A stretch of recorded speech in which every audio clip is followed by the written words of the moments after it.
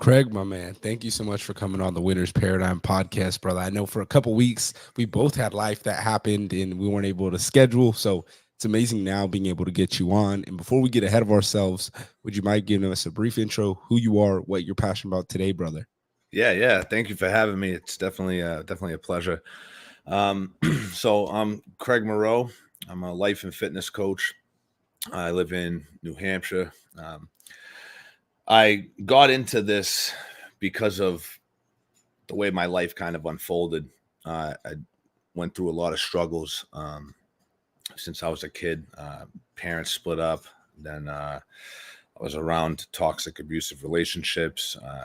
I was in them. I turned to drugs and alcohol. Battled a decade-long IV drug addiction, landed me in the revolving door of jail, prison, rehab, detox, sobriety, and then you know repeating that cycle over and over and over again until finally said enough was enough. But upon having my own transformative experience, I just felt like the knowledge that I had to give away. I couldn't keep it in. So that's what got me into coaching, and that's what I'm most passionate about, is just helping other people really like find themselves and find their purpose and optimize their life.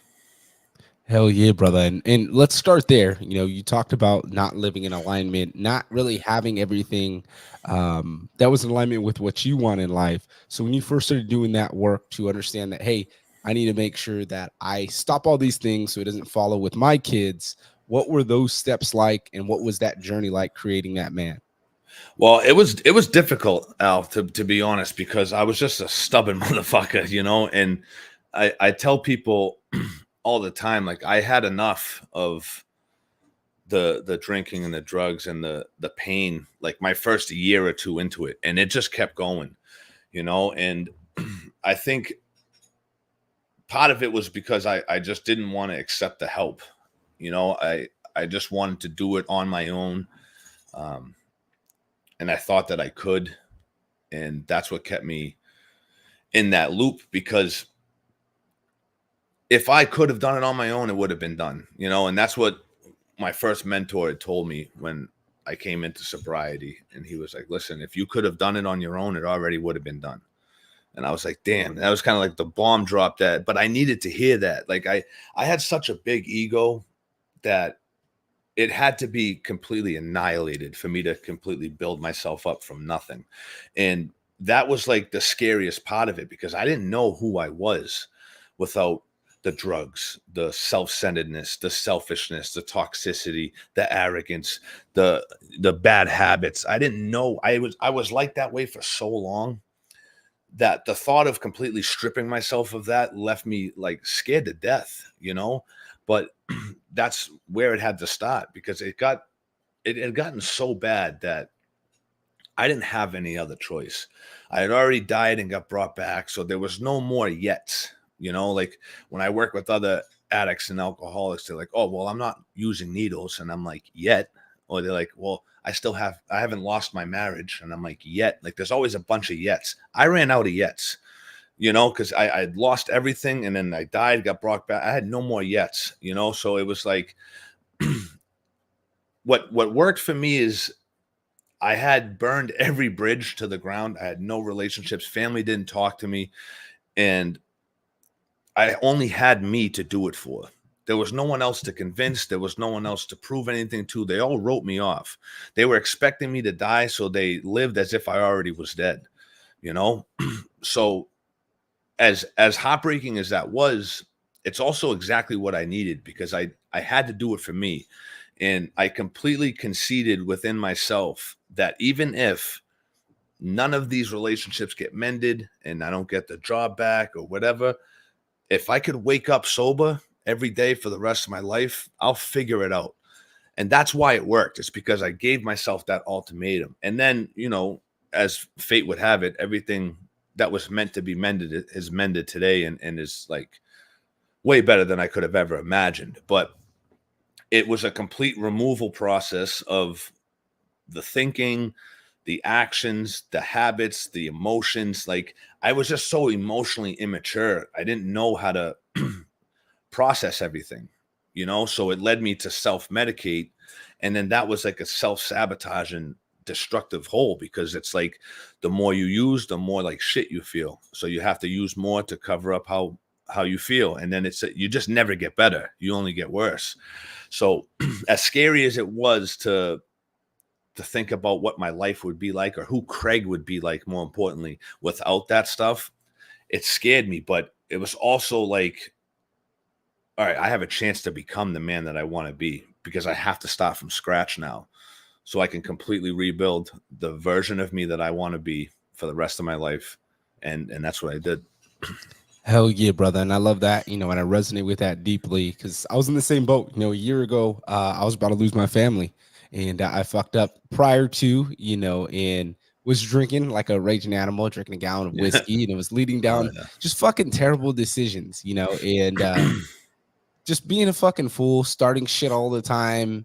And it just wasn't me, And then I was fat. I was 230, 235, now cut down to 195, actually to end the Good for year you. out on a 10-day fast. So 5 days in. And it was pretty funny I because, saw that, you crazy bastard. yeah, I my saw wife, that. dude, my wife's giving me shit. Like she's eating in front of me. And I just realized last night, like it wasn't me wanting to eat. It was me just being fucking bored. And I was just like, this Yeah. food fucking looks good. Fuck this fast, And I was just like, Yeah. hey, I went back to that why, and it's kind of like why we got sober, Yep. it came for a reason, in order for me to be the best husband, be the best dad, I cannot do that, So my wife was like, this food would be better if I ate it with you. And I was like, yeah, you're 100% right, but I'm doing this to be a better husband and dad because I'm a big boy and I love to fucking eat. And that's Yeah. always my excuse. Why aren't you losing the weight? Oh, I like to eat, And then I got my nutrition dialed in. And it was funny because even on Christmas Eve, I had 2 clients who flaked out a while ago.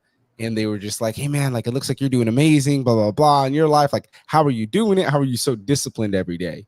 And I'm like, because I wake up differently with a different thought and different rationale behind it, to where I'm like, I need to be better. I need to show up in a different light. I need to do all these things and be disciplined, just like you said, brother. And that was something for me that hit home because people don't understand that. And literally yesterday I posted on Christmas, I was like, on TikTok, excuse me. I was like, Merry Christmas, motherfuckers. It's time to Yeah. get to work. Like, just because it's Christmas doesn't mean you miss the gym. Doesn't mean Yeah. you miss your workout. Doesn't mean you miss your diet plan. And then this fucking little tiny guy comments on there. He's like, one day won't hurt. And I'm like, yeah, you're right, bro. But you have a different physique than everybody else. And Yeah. number Yeah. two, it's because he was posting that he eats 5,000 calories in order to bulk. And I'm like, bro, a normal fucking person, if they eat 5,000 calories, They're in the like, hospital. yeah, they're gonna get fucking huge, And I was just like, and then I responded back, and I'm like, I can undo all the progress I made in one day just by fucking eating. So Yeah. it kind of pissed me off a little bit, but it was funny because it's like that's the world we live in, as you get this advice from people that aren't on the same path as you, didn't go through the same thing as you, weren't Yeah. addicted to shit as you. So they think that, oh, this one day is okay. It's like, nah, because most people just need one meal, because if we have a whole fucking day, we're gonna go fucking crazy. Yeah. And then that one day is gonna lead to us binge drinking, and then that goes to the next day, and that goes to the next day. It And spirals. exactly, brother. So one thing I love about you, bro, is you're disciplined to the fucking T. Every single day you're working out. Every single day you're sharing it. You're sharing being that best man you can be.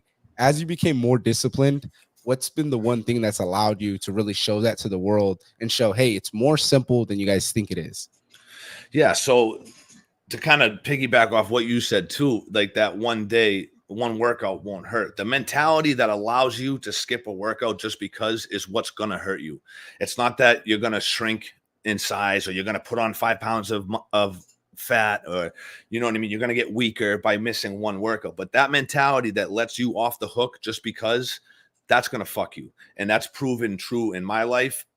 And that's why I'm so hard on myself. And like I always tell people, like, be strict with yourself and lenient with others. And everybody has that fucked up. They're extremely strict with other people. They hold them to unreasonable standards, and then they let themselves off the hook all the time. They always have a justification or a reasoning, or, but when someone else does that to them, all hell breaks loose. And how could you? That's no way to live. You know what I mean? That's like selfishness to the core. But I found that everything had a purpose that I went through. And it wasn't just to make me a stronger individual. Although in the beginning, when I was still kind of sorting out my ego, I thought it was that, you know, like it was made to make me Superman or whatever. But it was really made for me to be an offering to people of what's possible, you know? So my weakness is their way out. That's how I look at it, especially like my clients. And like when you said that, your clients are like, well, you're still doing this. It's my fucking job to do this. You know what I'm saying? Like people just don't have that type of passion about it. It's like, I owe this to me. I owe this to my wife, to my kids, to my clients, and to the world to show you guys what's possible, to show a man who life tries to break, and no matter what happens, he's fighting back and he's pushing through it, because that's what people need. So when people look at that and like, oh, how do you get up at 2:30 every morning? I fucking have to. Like I put so much weight into the seemingly insignificant things, like my macronutrients, my meals, my workouts, my wake up time. That shit means the world to me. It really does. But that's why I keep doing it, because when I put an immense amount of power into my wake up time and I get up at that time, I'm already winning, bro. Like I already have that confidence for the day, because the hardest part of my day, getting up at a difficult time, is done.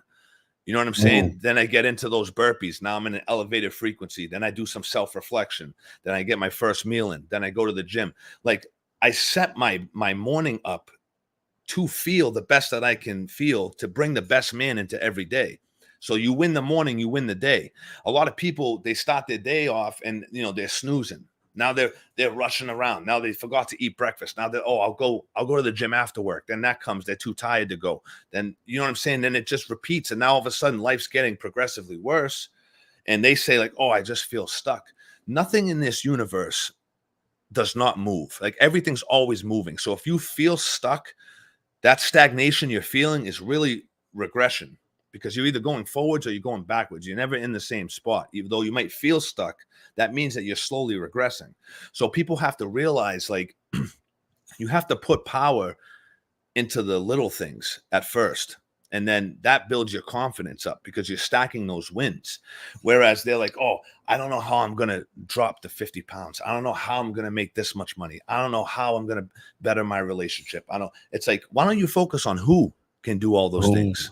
You know what I'm saying? Who could fix his relationship? Somebody who's in touch with himself, right? Someone who holds his word to himself, because if he holds his word to himself, he'll always hold his word to his wife.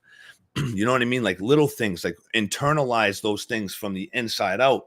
And then you become that example. Now you don't have to worry about how, because the how is shown to you through the steps of you becoming the who. So that's what I always try and preach to people. It's like, what you see me doing is that's what it is. It's, I wake up angry just like everybody else. You know what I mean? I want to sleep in most days. You know what I'm saying? Like, I don't want to get up and stop my process, but that process is what removes the negativity, the anger, the doubt.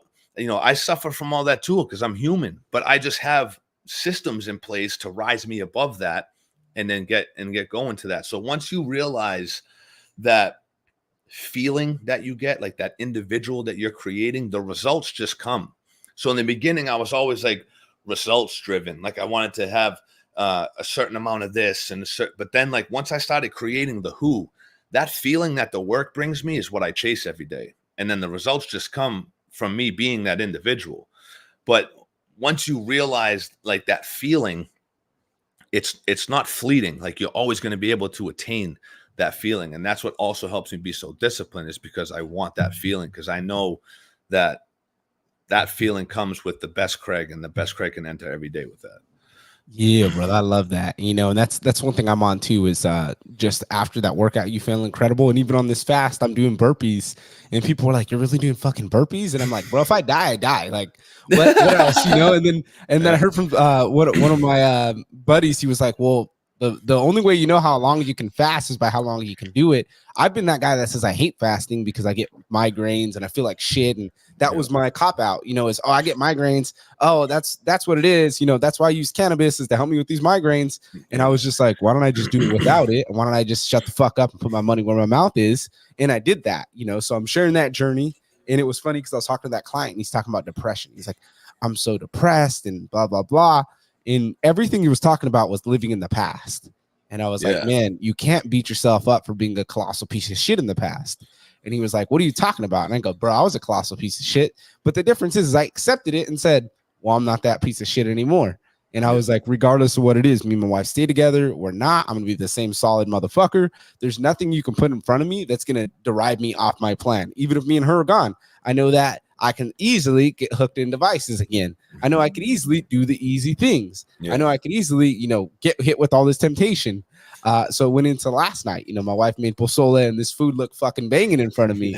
And she's like, you sure one boil won't hurt? And she's really been talking a lot of shit with me. So it's been funny, right? Yeah. And I go, you know what? I Well, gotta live in it. naturally, she has Yeah. to. So I was I gotta live in integrity. I was there's no way I'm gonna lie to my wife right in front of her and then have her keep this secret from me in front of the whole world. And number two, I'm not gonna lie to my wife and show my family that that's the way I'm gonna lead. And she looks at me like, what the hell are you talking about? She's like, I just was messing with you. You wanted to eat this.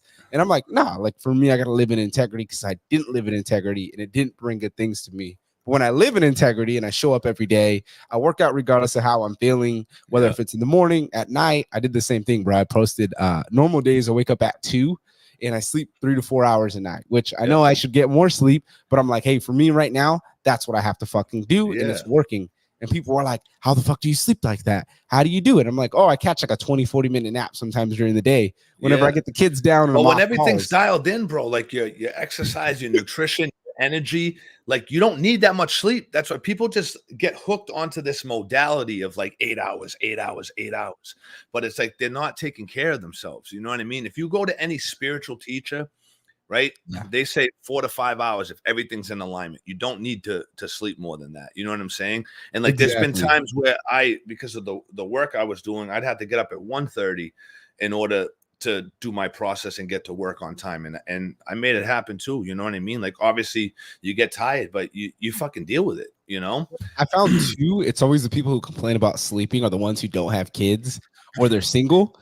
And it's just like, bro, how the fuck are you like? That's what I was talking to this guy about. Like, it was a fitness trainer. He's like, oh, I have to get 7 to 8 a night. It's mandatory. For And I'm what? like, yeah, I was like, you can, but I was like, bro, you don't have kids. Like, if I didn't have kids and I didn't have a wife, I would be hustling.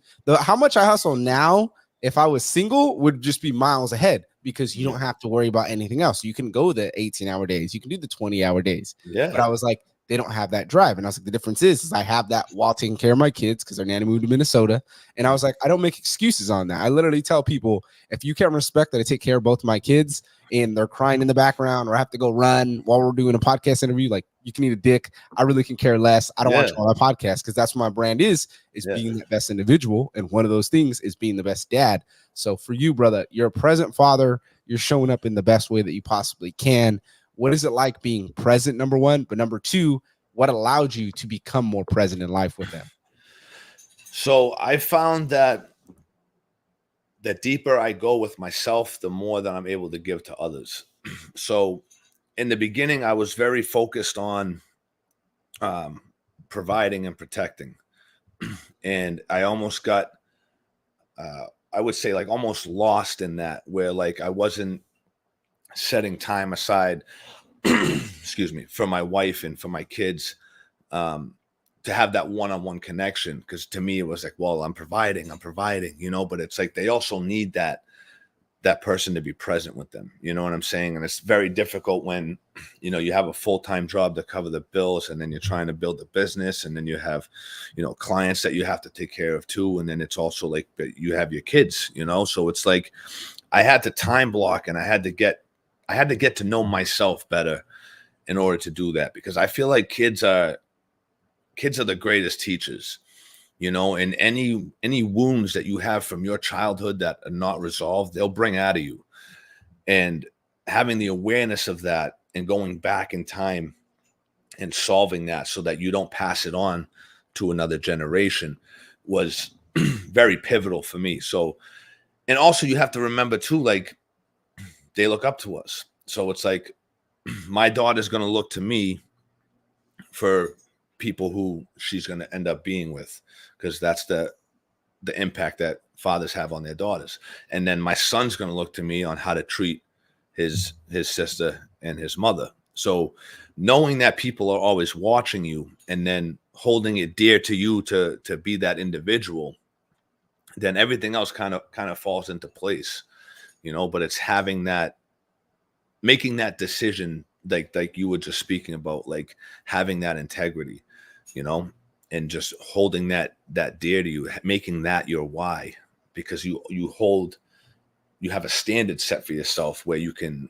you know, refer back to and say, okay, am I falling short? Am I right there, or am I going above and beyond? Or, you know what I'm saying? But having that guideline that can keep you, you know, in the path is important for me. So I just look at, like, all right, how would I want my son to react in this situation? You know, how would I want my daughter to react?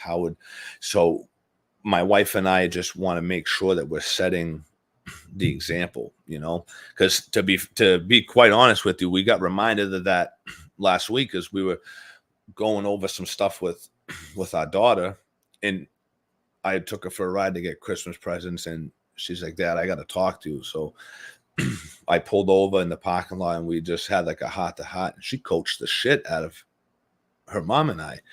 And I was just like, damn, you're right. And she's like, you know, you guys say that you want me to do this, but every time I go to do that, this happens.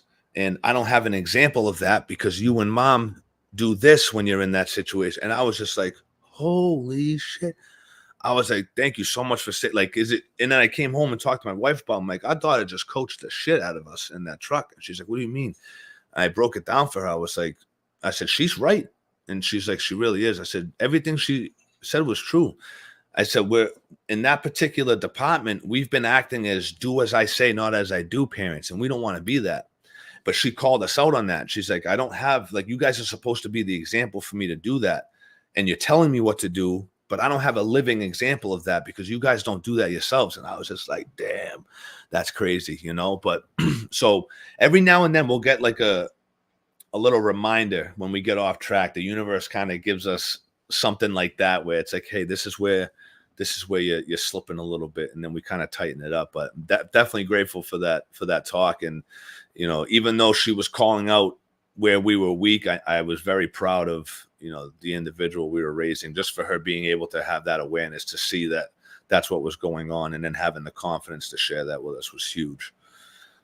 Boom, bro. I love that so much. And that was something I was talking about with my wife the other day when we talked about the drinking, the partying. And for me, my parents would go out. Well, my dad would go out because he was the fit one. So he'd work out during the week. And then he never lost the weight until I got older. And then he tried to be like, whatever. But when I found out motherfucker is taking shit. So I was like, you're still doing what you're not doing. Like, he didn't want to give up the drinking, you know? So he's like, oh, I can just take this and I can be shredded. And then I can drink on the weekends. And I'm like, are you just fucking, now you're killing your body even more. Yeah. But number two, it's like, if you're going to be serious about it, be serious about it. And that was the thing, you know, the conversation that struck with my wife was, I can't wait for those days. My son's only 8 months. So it was like, for me, I'm already done drinking. I don't go out. I don't party on weekends. Like my dad was, you know, hey, you're going to watch the kids as a teenager. Me, his wife, they wanted to party all Friday, Saturday, and Sunday. He would be gone. And I was like, I'm glad my son's never gonna have to experience that. He's never gonna have to experience his dad being faded, laying his hands on everybody, just not being the best that he can be, knowing that he's a good dude at heart, but just is struggling with his own vices, struggling with his own bullshit. And I was like, and then too, my mom would always sit her ass on the couch and be like, oh, tomorrow I can do this. Tomorrow I can do this. And my wife's like, because she applauded me, it was weird. She goes, the fact is you take action. She's like, you work harder than most people ever do. And I'm like, yeah, because I don't believe in not taking action. Like, for me, I had a lot of people close to me die. So I literally got a casket fucking tatted on my hand. And I just look at that shit every day. And I'm like, oh, you're going to die, motherfucker. You're going to die. And everybody's like, why are you always talking about dying? And I was like, because I used to be afraid of it. But now I just embrace it, because when I die, I want everybody to talk to me as that was that dude who showed up every day with a mission, did exactly what he needed to do for everybody around him. And that's why he had a different energy. And when I had that conversation with my wife, like, it clicked for her, and she was like, man, you know, we do push it hard. And that's why I get frustrated with people. It's like, especially family, you know, everybody's so concerned, so stuck in that little fucking box they're in. Oh, this is what's comfortable. This is what's okay. And it's like, no. So I've been saying shit. Well, that's why you don't have the results you want. Everybody's fucking mad at me. And then they come back to me and they're like, hey, what, you know, you talked about results. Like, what do you mean by that? And I'm like, all your actions of all the shit you do goes into the results that you have in the end. and people don't understand that. So I'll wrap it Yep. up with the last question, brother. What would you say to the previous version of ourselves? We don't know where to start. We just want to align ourselves with our definition of success. So I would say that success is subtractive, and you have to go and remove everything that is out of alignment with the person that you want to be. So you want to be very descriptive with how you want to look, the energy that you want to carry, the energy that others feel from you, who you walk into a room as, and the actions that you partake in and that you don't partake in. And once you have that list, then you take a deep inventory of your life and you say, okay, what habits do I need to remove? What thought patterns do I need to remove? Right? Some of the removal process is actually digging deep and like healing resentments, because a lot of the stuff that I drank and drugged over was shit that I never accepted, whether it was about myself or my family, or I had a lot of loss when I was young too. So all that like built up, and since none of it was ever processed, it got worse and worse as it went on. So I would, tell them to do a deep dive and like go back to your childhood as far as you can remember, where something felt off, where it was like traumatic to you, or that you still carry around, is still mentioned to this day, and work from there back up to present day, and just make sure that you're completely okay with everything that happened, because you can't go back and fix it. But what I found is you can go back and be okay with it. So even though you can't change the situation, you can change how you perceive it and how you feel about it. And that right there is the most important part about it, because we do have control of how we view things and how we feel about things. So if you can go back to a traumatic experience where everything started for you, and you can teach yourself to be okay with it and accept it and view it in a different light, it won't have that chokehold over you anymore. Hell yeah, brother. And I love that so much. Where can people find you, man, where they can keep up with you? Instagram at Craig Moreau_fit. My man. Well, thank you so much for coming on. It was an immense I honor. This was appreciate a it. fucking great episode, brother. I definitely will Thanks, have you bro. on for a second time in the future. Thank you Let's again, my get it. man. Appreciate it.